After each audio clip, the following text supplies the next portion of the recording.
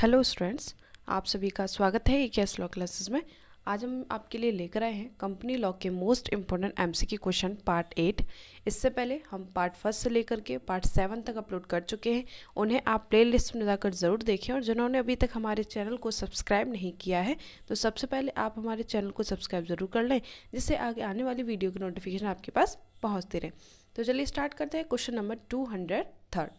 पिछले टोटल हमने 202 क्वेश्चनों को सॉल्व कर लिया है। अब स्टार्ट कर रहे हैं 203 से।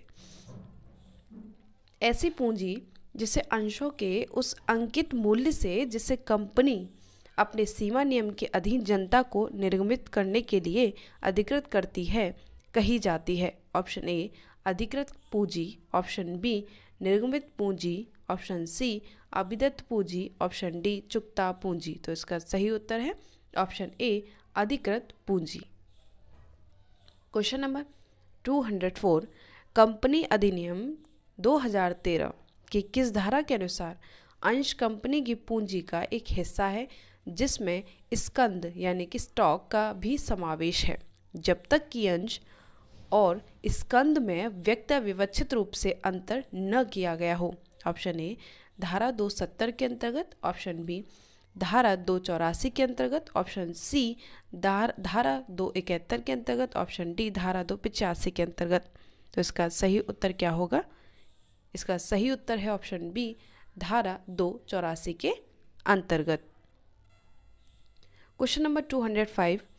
कंपनी मुख्य बैठक सी होती है।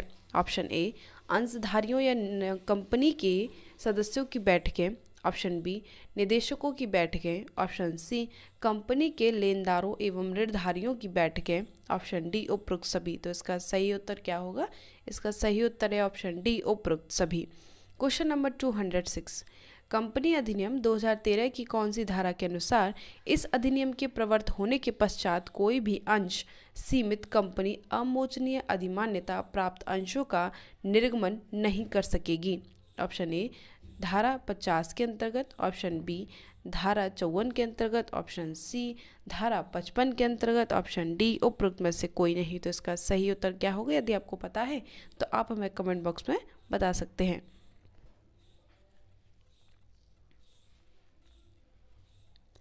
क्वेश्चन क्या कह रहा है? क्वेश्चन कह रहा है कि कंपनी अधिनियम 2013 की कौन सी धारा के अनुसार इस अधिनियम के प्रवर्त होने के पश्चात मीन्स लागू होने के पश्चात कोई भी अंश सीमित कंपनी अमोचनीय अधिमान्यता प्राप्त अंशों का निर्गमन नहीं कर सकेगी।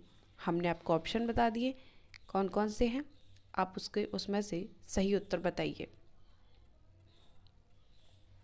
इसका सही उत्तर होगा ऑप्शन सी धारा 55 के अनुसार। Next question, question number 207। Company का पुनर्गठन अथवा समामेलन किस प्रकार किया जा सकता है? ऑप्शन ए कंपनी अंतरण द्वारा, ऑप्शन बी अंशों के अंतरण द्वारा, ऑप्शन सी विक्रय एवं विघटन द्वारा, ऑप्शन डी उपरोक्त सभी। तो इसका सही उत्तर क्या होगा? इसका सही उत्तर है ऑप्शन डी उपरोक्त सभी। Question number 208। कंपनी अधिनियम 2013 की किस धारा में अपील अधिकरण को परिभाषित किया गया है? ऑप्शन ए धारा 24 के अंतर्गत, ऑप्शन बी धारा 28 के अंतर्गत, ऑप्शन सी धारा 210 के अंतर्गत, ऑप्शन डी धारा 29 के अंतर्गत। तो इसका सही उत्तर क्या होगा? इसका सही उत्तर है ऑप्शन ए धारा 24 के अंतर्गत। Question number 209।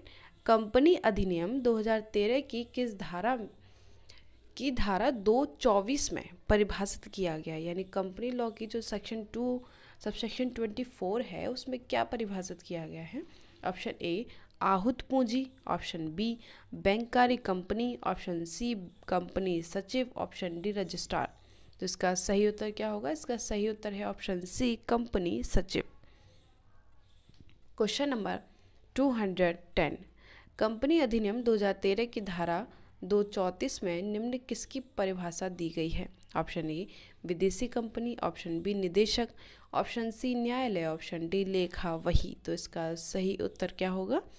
इसका सही उत्तर होगा ऑप्शन बी निदेशक। Question number 211। कंपनी अधिनियम 2013 की निम्नलिखित किस धारा के अंतर्गत स्वतंत्र निदेशक की परिभाषा दी गई है? ऑप्शन ए धारा 247 के अंतर्गत, ऑप्शन बी धारा 252 के अंतर्गत, ऑप्शन सी धारा 253 के अंतर्गत, ऑप्शन डी धारा 272 के अंतर्गत। तो कौन सा ऑप्शन सही होगा? स्वतंत्र निदेशक की डेफिनेशन किस धारा में दी गई है, बताइए। इसका सही उत्तर होगा ऑप्शन ए धारा 247 के अंतर्गत, यानी धारा 247 के अंतर्गत स्वतंत्र निदेशक की डेफिनेशन दी गई है। Next question, question number 212। Company अधिनियम 2013 की किस धारा में कहा गया है कि कंपनी का एक निदेशक बोर्ड होगा?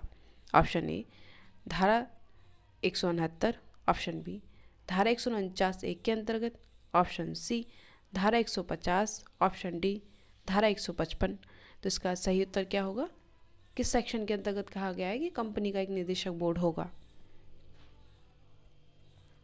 इसका सही उत्तर है ऑप्शन बी धारा 149(1) के अंतर्गत, यानी धारा 149(1) के अंतर्गत कहा गया है कि कंपनी का एक निदेशक बोर्ड होगा। Next question, question number 213। Company अधिनियम 2013 की धारा 210 में परिभाषा दी गई है, किसकी दी गई है? ऑप्शन ए निदेशक मंडल की, ऑप्शन बी विशेषज्ञ की, ऑप्शन सी लघु कंपनी की, या फिर ऑप्शन डी निगमित निकाय। तो इसका सही उत्तर क्या होगा, बताइए। 210 में दी गई है डेफिनेशन किसकी? इसका सही उत्तर होगा ऑप्शन ए निदेशक मंडल की। Question number 214। कंपनी अधिनियम 2013 निम्नलिखित किस धारा के अंतर्गत चार्टर्ड अकाउंटेंट की परिभाषा दी गई है? ऑप्शन ए धारा 217 के अंतर्गत, ऑप्शन बी धारा 215 के अंतर्गत, ऑप्शन सी धारा 219 के अंतर्गत, ऑप्शन डी धारा 222 के अंतर्गत। तो इसका सही उत्तर क्या होगा? इसका सही उत्तर है ऑप्शन ए धारा 217 के अंतर्गत। Question number 215।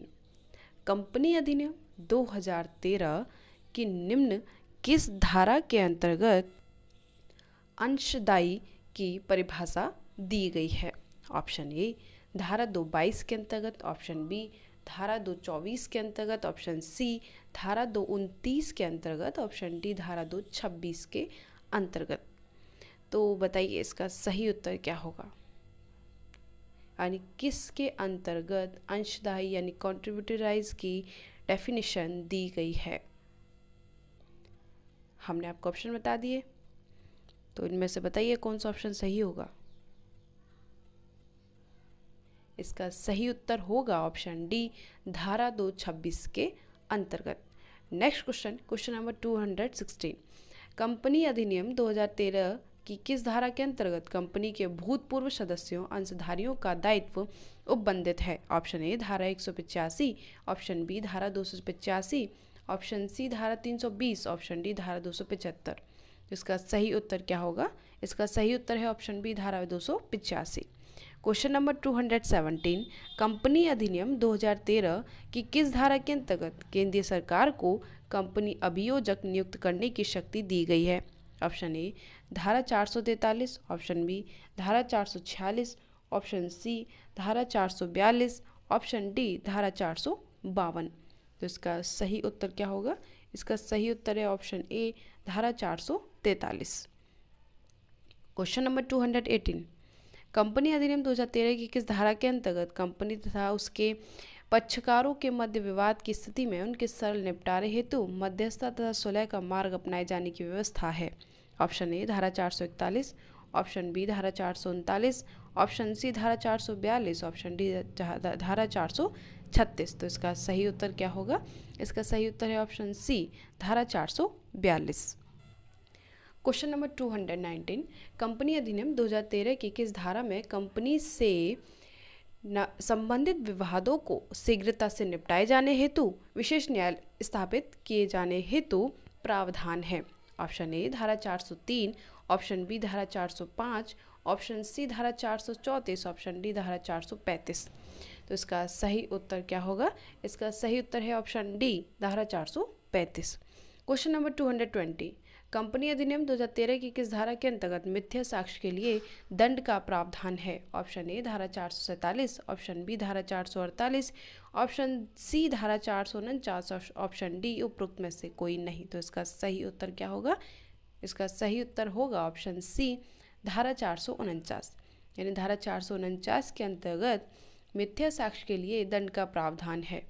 क्वेश्चन नंबर 221, यदि कोई व्यक्ति या व्यक्तिगण अपने व्यापार के दौरान अपनी कंपनी के नाम में लिमिटेड या अनलिमिटेड शब्दों का दुरुपयोग करते पाए जाते हैं तो उसके लिए दोषी व्यक्ति को अर्थदंड कितना होगा? ऑप्शन ए 200 रुपये प्रतिदिन, ऑप्शन बी जो प्रतिदिन 500 रुपये से कम नहीं परंतु जो प्रतिदिन 2000 रुपये तक हो सकेगा, ऑप्शन सी 800 रुपये प्रतिदिन, ऑप्शन डी उपरोक्त में से कोई नहीं। तो इसका सही उत्तर क्या होगा बताइए? इसका सही उत्तर होगा ऑप्शन बी, जो प्रतिदिन 500 रुपये से कम नहीं परंतु जो प्रतिदिन 2000 रुपये तक ही हो सकेगा। तो इस हिसाब से ऑप्शन बी जो है हमारा सही उत्तर है।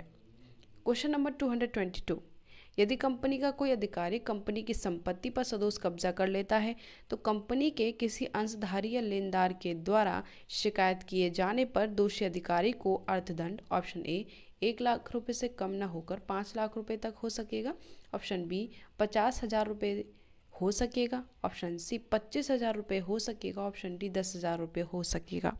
इसका सही उत्तर क्या होगा? इसका सही उत्तर ऑप्शन ए 1 लाख रुपये से कम ना होकर 5 लाख रुपए तक हो सकेगा। तो इस तरीके से कंपनी लॉ के टोटल हमने 222 क्वेश्चनों को सॉल्व कर लिया है। आगे भी हम आपके लिए वीडियो लाते रहेंगे। उम्मीद है आपको ये वीडियो ज़रूर पसंद आई होगी।